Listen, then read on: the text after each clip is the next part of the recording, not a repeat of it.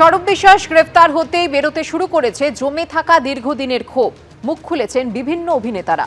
আমরা পরে শুনি অনেক সময় সেই ঘটনাগুলোর যে সত্য সেটা আমরা এখন জেনে গেছি এবং এটার এই যা যা যেখানে যে ধরনের কি বলবো অন্যায্য কাজ হয়েছে সেগুলোর বন্ধ হওয়া এবং তার বিহিত হওয়া এটা তো মানে জরুরি, এটা নিয়ে কোনো সন্দেহ নেই।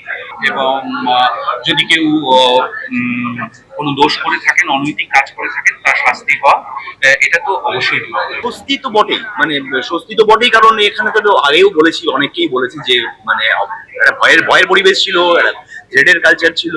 তবে ওনারা সবাই মানে মমতা ব্যানার্জি যারা অনুপ্রাণিত সবকিছু করতেন, সব জায়গায় ওনারা লেখেন, আমার ধারণা সেখানে ওনারও কিছু অনুপ্রেরণা থাকতে পারে। আমি একা পুরোটা সৌরভ বিশ্বাসের নাকি ওনার মমতা ব্যানার্জি অনুপ্রেরণা ছাড়া ওনারা কিছুই করতেন না, সব জায়গায় আমি দেখেছি। আর্টিস্টের সঙ্গে প্রডিউসারদের গন্ডগোল পাকিয়ে ফেডারেশনের সভাপতি এবং ইমফার সভাপতি তারা প্রডিউসারের কাছে টাকা চাইতেন, মিটিয়ে দেবো আর্টিস্টের সঙ্গে গন্ডগোল। একটা ফোরামের মিটিংয়ে কেউ বলছে এবং সেই বলার মধ্যে যদি একটুখানি আভাস পাওয়া যায় যে এটা সৌরভ বিশ্বাসের আগেনস্টে চলে যেতে পারে বা তৃণমূলের আগেনস্টে চলে যেতে পারে, ওই কথাটা মাইক্রোফোনটা কেড়ে নিত। দীর্ঘদিন ধরেই যেটা আমার মনে হয় যে শিল্পীদের রাজনৈতিক রং লাগানোর যে একটা মানে শিল্পীরা যে সবসময় কাজ পাওয়ার জন্য পার্টিকুলার কোনো পার্টিকে সাপোর্ট করতে হবে বা কোনো ব্যক্তির ঘনিষ্ঠ হতে হবে, এটা আমার ভুল মনে হয়।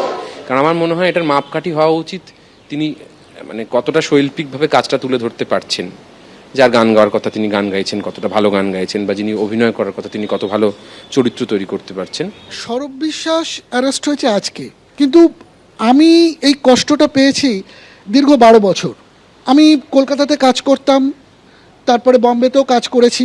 তো কলকাতাতে 2008-9-তে এসেও আমি কাজ করেছি, আমার বম্বের কার্ড। তখন নতুন সরকার এসছেন, 2011-12 হবে। আমি চেষ্টা করেছিলাম কাজ করার, কিন্তু ওনারা কাজ করতে দিলেন না। আজকে একটা রিলিফ আমার লাগছে, কারণ প্রত্যেকটা মানুষ একটা স্বপ্ন নিয়ে আসে। আমিও একটা স্বপ্ন নিয়ে এসেছিলাম এখানে কাজ করার, শুধু ওনাদের দাদাগিরির জন্যে আজকে আমাকে প্রফেশনটা ছেড়ে দিতে হয়েছে।